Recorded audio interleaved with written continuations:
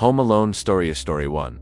It started one rainy night when Sami was sitting alone in his apartment. He lived on the 7th floor of an old building, the kind with flickering hallway lights and pipes that groaned late at night. He liked it, though it was quiet, and the view from his living room window stretched out over the city. But that night, something felt wrong. Around midnight, there was a tapping sound, faint like fingertips on glass. He turned off the TV, listening. Tap, tap, tap. He thought maybe it was the rain hitting the window, but when he pulled back the curtain, his heart skipped. There was a man standing outside his window. It was impossible. He was 7 stories up, and there was no balcony, no ledge, just open air. But there the man was, standing as if he were on solid ground. Pale skin, dark eyes, pressed right up to the glass. His expression was blank, mouth slightly open, as if he wanted to say something but had forgotten how. Sami stumbled backward, heart pounding in his ears. He looked again. The man was still there. He didn't move. He didn't blink. His hands were flat against the window now, palms pale and thin. Sami turned off the lights in the room, thinking maybe it was a reflection, some strange trick of the night. But when the room went dark, the man's face seemed even closer, his breath fogging up a small circle on the glass.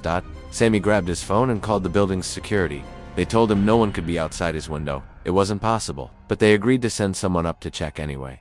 While he waited, Sami tried not to look, but his eyes kept drifting back. The man hadn't moved, except now he was smiling. It was small at first, just the corners of his lips pulling back, revealing teeth that were too long, too sharp. The smile widened until it looked like his cheeks might tear. There was a knock at Sami's door. He jumped, ran to open it. The security guard stood there, looking bored. He checked the window from inside the apartment, saw nothing. No one's out there, the guard said, glancing at Sami like he was wasting his time. When Sami turned back to the window, it was empty. Nothing but rain streaking the glass. The guard left, and Sami tried to convince himself it was his imagination. Just stress. Too much work. Not enough sleep. But later that night, he heard the tapping again. Tap, tap, tap, tap. This time he didn't look. He pulled the curtains tight and sat on his couch, heart pounding. The tapping didn't stop. It grew louder, more insistent, like fingernails dragging across the glass.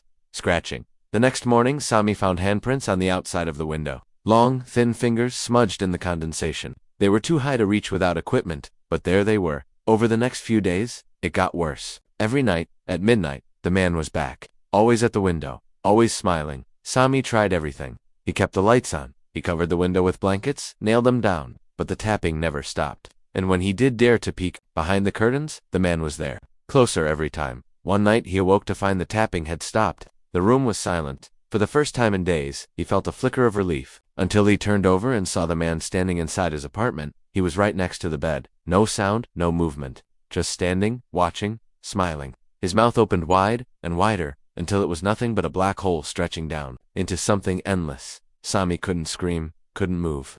The man leaned in closer, his cold breath on Sami's face. Then he whispered something, but the words made no sense. They weren't words at all. The next day, Sami's apartment was empty, the door locked from the inside, his phone left on the kitchen counter, his keys still in his pocket. No sign of a struggle, no sign of Sami. But when the maintenance crew went to clean out the place weeks later, they found something strange. On the inside of the window, there were handprints, and a single message, written in the condensation. Let me in. Now, they say. If you're ever alone at night, and you hear a faint tapping on your window, no matter how high up you are, don't look. Don't open the curtains. Don't move, because if you see him, he's already seen you. And once you see his smile, he won't leave.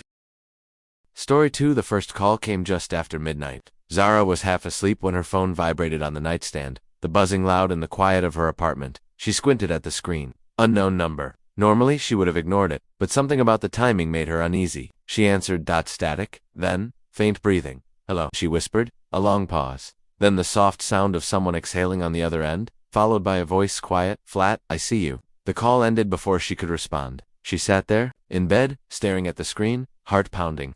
Probably a prank, she told herself. Some bored creep, but she double-checked. Her door was locked anyway. The next night, the call came again. Same number. This time she didn't answer. But the voicemail notification popped up a minute later. Hands trembling, she played it. More static, then her own voice. Hello. Followed by the reply, I see you. But she hadn't said that. Not on a recording. That had been live? She was sure of it.